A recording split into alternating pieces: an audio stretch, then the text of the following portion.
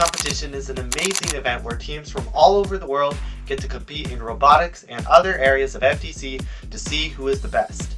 It's also a great place where you can connect with other teams and learn lots of new things. In this video, we're going to be talking about social media, so we're going to have insights and advice from other teams and from team members like me as well.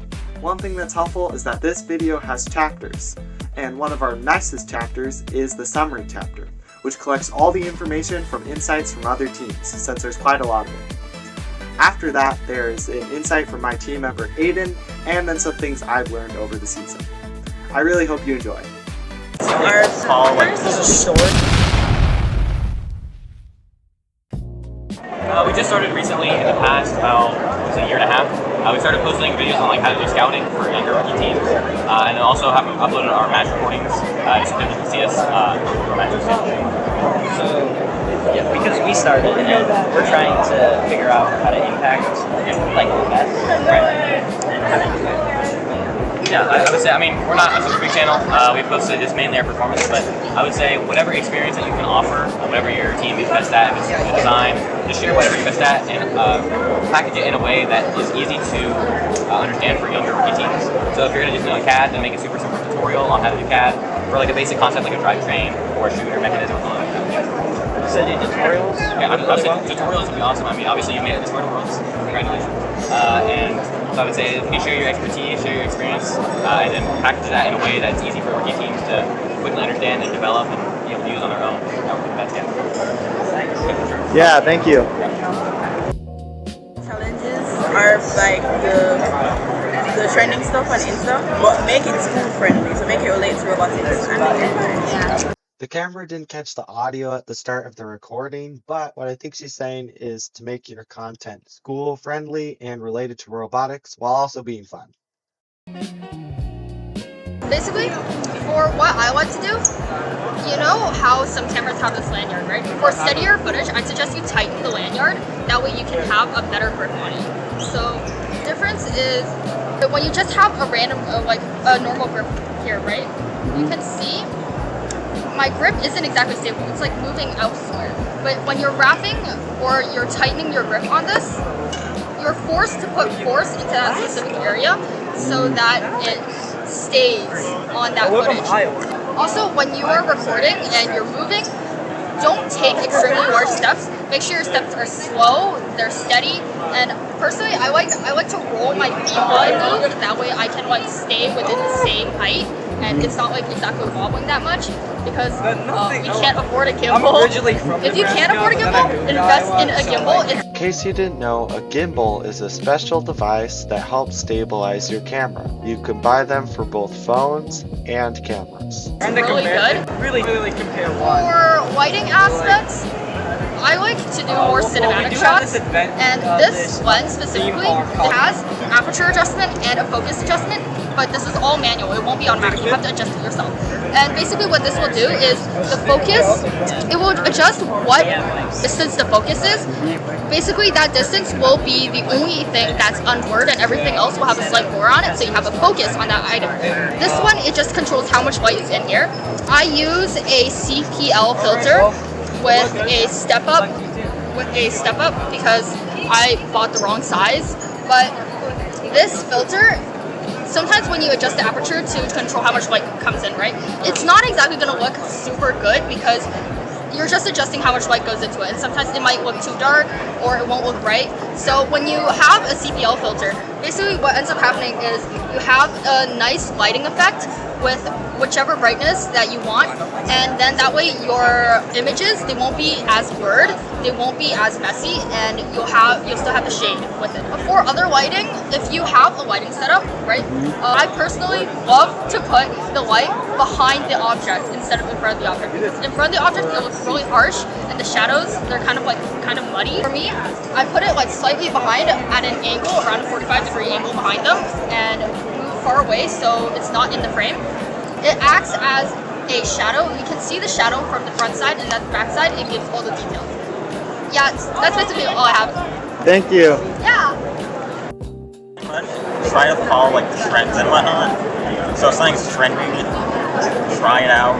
see how many views you can get on it, and just like keep innovating.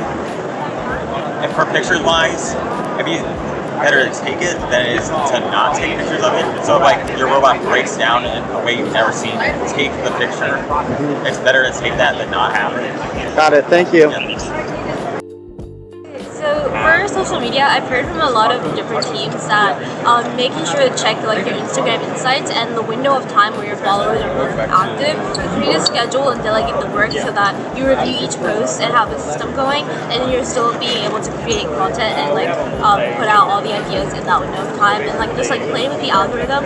So like I heard like videos should be like about like 6 seconds or so, unless they're like robot match and stuff. And so I think it kind of depends on the specific piece of content that it is, but in general, like you want to see how each post performs and then like kind of like copy that style over on your Yeah, like also being really consistent when you're posting. Like I heard for some teams, well, we also have like a content schedule where like some teams will aim to post like 2 to 3 times per week, but then we will always prefer like quality over quantity. So like make sure like she said, review your post, make sure it's good to go, and make sure like depending on like what the content of the post is, if it's like robot testing, of course like make it longer, but like if it's just like something simple, keep it like under 6 seconds, so like people will actually like rewatch the video a few times since it's so short, and it would kind of like get your qualities and outreach out.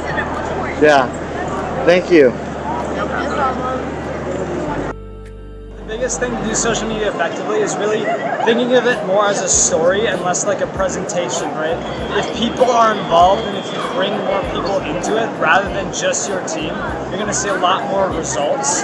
And if you really share your story in every step from failures to success, you're really going to capture the audience in a more meaningful way than just telling them, hey, we went to an event. Okay. Thank you. Yeah. Share your expertise in a way that younger rookie teams can easily understand. Make your content school-friendly, related to robotics, and fun. Wrap your hand around and tighten the lanyard of your camera for steadier footage. Take small, slow steps and roll on the ball of your foot for more smoother movement. Focus, an adjustment for how far you want the focus of your camera to be. Aperture controls how much light goes into the camera lens. CPL filter lenses are useful because they can make most aperture settings look good.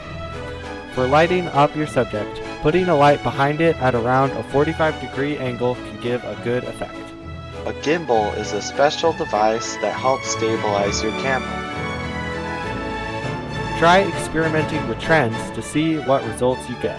Though, you should know the core fundamentals of videos, thumbnails, and other stuff so you're not relying on them. Take the shot. Document everything. You never know when the footage might be useful. Using Instagram Insights to see when your followers are active is useful. Set up a system for posting your content so that you can get it out regularly. Play with the algorithm. The recommended amount of time for a video on Insta is 6 seconds. For things like robot footage, you may want to have them longer. When a video is that short, people will watch it more than once and it will stick better. See how each post performs and learn what things work and what things don't. Use storytelling in your videos and get more people outside your team involved. Advice from my team member Aiden. Short, concise YouTube videos are better than long, rambling ones. I would say in terms of advice for social media is to work on the marketability of your videos. So making sure that the idea and the core concept of it is something that you could see your viewer looking at your thumbnail, reading your title, and actually going and watching and enjoying that video. With thumbnails, you want 5 things. You want a thumbnail that sparks curiosity, and you want it to have good visual contrast. Along with, depending on your niche, emotion can also help, and conflict can also be a cool thing in thumbnails as well. But a good main thing is to have a crystal clear promise in your thumbnail. So when people look at your thumbnail and read the title, they know what the video is about, and when they click on the video, they see the video and they're like, oh yeah, what they showed on the thumbnail is what the video was. And also, it's good to post content about lots of different things about your niche. So basically, you can have a video that's a tutorial video, how to do things, or specific tips and tricks on stuff, and recommended products or other stuff like that. And then you can have a video that's about maybe your opinion on something around your niche.